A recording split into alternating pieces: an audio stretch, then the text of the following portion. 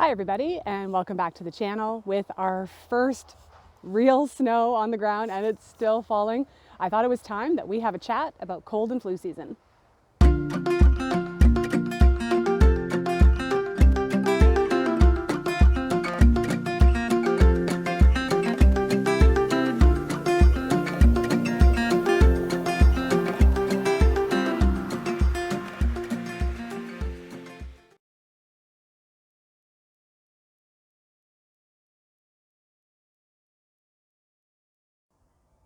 Hi, my name's Corinne, and here at Spirea, I share videos that weave together plant wisdom, holistic health, self-sufficiency with just a dash of magic. If this sounds interesting to you, I'd love for you to stick around. So Kiddo and I have taken to coming outside to actually move some more firewood. Yes, we got more firewood. And I thought this would be a great opportunity to start talking about the idea and the notion of cold and flu season. And this is a complicated subject that I encourage you to dive in and do a little bit more of your research and work on, because in order for me to cover it in depth in a video, it's going to be pretty difficult. But there are some thoughts that kind of float around my head around this concept of cold and flu season. Do we actually have a cold and flu season, or are we setting ourselves up as failure? This is one of the things that I like to think about. Now, I don't believe that viruses don't exist. There are some folks out there, hardcore terrain theorists, and if you haven't looked into that, that is, again, an interesting topic to dive into. So I do believe they do exist, and I do believe that we are potentially more susceptible to them in colder temperatures simply because of the humidity or lack of humidity in the air and the cold temperatures. That being said, if I actually look at a lot of trends that happen around this time of year, I wonder if we're also setting ourselves up for failure a bit in terms of taking care of our terrain. So what exactly do I mean with regards to that? Now, I want you to think about some of the trends that happen this time of year.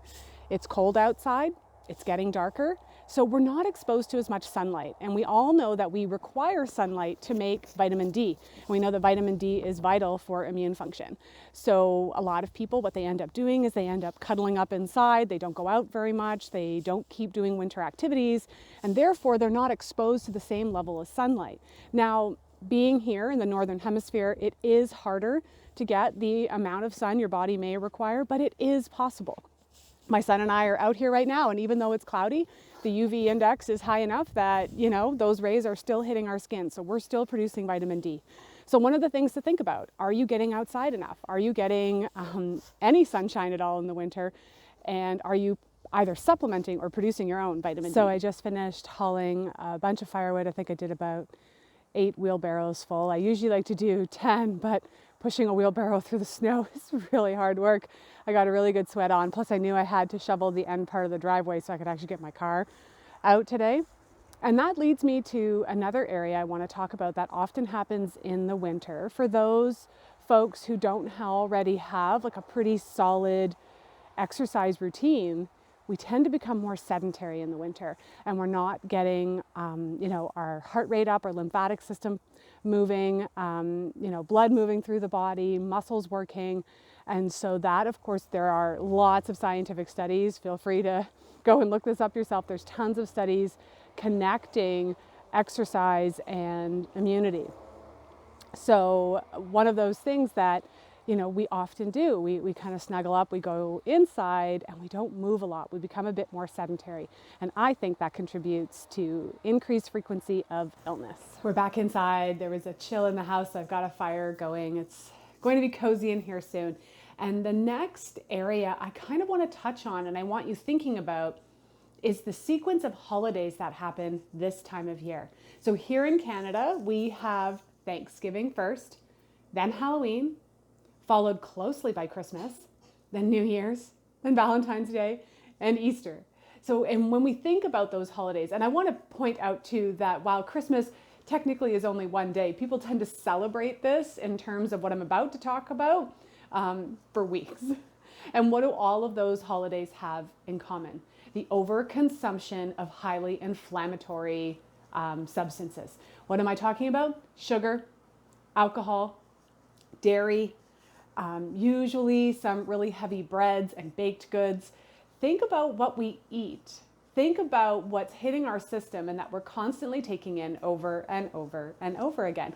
All of these foods are known to decrease immunity, interfere with gut health. And if you haven't seen my webinar on pillars for health, our 4 kind of foundational areas that we really need to be aware of when it comes to starting on this healing journey, I'm going to link that because I finally got the recording available. It's free. You're welcome to take a look at it. But all of these things hit our gut, which has the vast majority of our immune system, and depletes us drastically. And, don't shoot the messenger. It's not my fault that all the things that people tend to really like baked goods and sweets and chocolates and alcohol and cheese and all of these things are bad for you. But I want you to think about how we literally don't get a break. So here in Canada, from Thanksgiving to Easter, our system is constantly being hit by these foods that are going to deplete us. So you might be able to hear the fan a little bit, but I just wanted to warm up by the wood stove and talk to you about another area that's often overlooked, and that's hydration. In the summer, when it's hot outside, we get these signals from our body to drink more water because we're sweating and it's warm outside. But a lot of people who struggle with hydration and actually consuming adequate levels of water, some people will just stop drinking water altogether in the winter. And water is absolutely essential just for our body to even function properly and all of the chemical messengers to do the job they need to do. So think about that. Think about your water consumption in the winter, and are you keeping up with it like you would in the summer months? Now, for a lot of people, despite what the song says, this is not the most wonderful time of year. This can be a very stressful period in people's lives. There are financial expectations in terms of attending social gatherings, gift giving, having big meals. Things are already tight in terms of finances for a lot of people. And so now you have this sort of added pressure. And then come January, when the credit card bills come in, things sort of spiral and get worse. Now, for a lot of people, they also have a lot of social and family obligations, which might not spark joy for them. Not everybody likes getting together with their family, and maybe it's actually like a really uncomfortable situation for you, or maybe you've got multiple work dinners and then all these social engagements and you feel like you just don't have any time to sit and breathe. Couple that with the very common feelings of winter blues or seasonal depression. This can be a difficult time. And what do a lot of people do when things get hard? They return to those coping mechanisms that I talked about: sugar, alcohol, and inflammatory foods, right? We kind of seek comfort with our coping mechanisms, and this just only compounds the problem because stress impacts the nervous system, which impacts the digestive system, and then you start eating all of these foods and drinking these alcoholic, sugary beverages that are really not supporting your body into a place of wellness.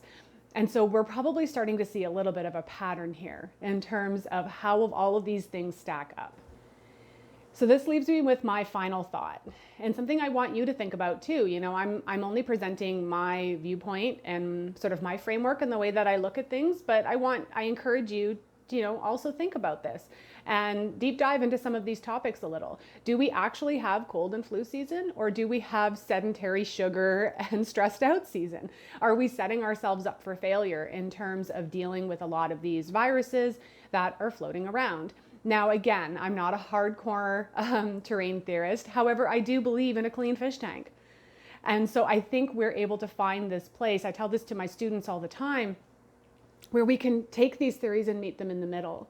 I'm not denying that pathogens exist, but at the same time, is a more robust, healthy, well-fed, well-nourished, well-rested, and well taken care of terrain better able to handle those pathogens? I think that's probably the case. Now, I encourage discussion on this. Be kind in the comments. Open discussion is always great because I think it just gets people thinking. And maybe even think about some changes that you might be able to sort of put into practice this winter season that might allow you to weather it with a little bit more grace and ease, and maybe not so much in terms of illness and Kleenex use. So thank you so much for watching. I hope you've got some interesting comments and feedback on this video. And until next time, this is Corinne from Spirea Herbs, wishing you health and wellness.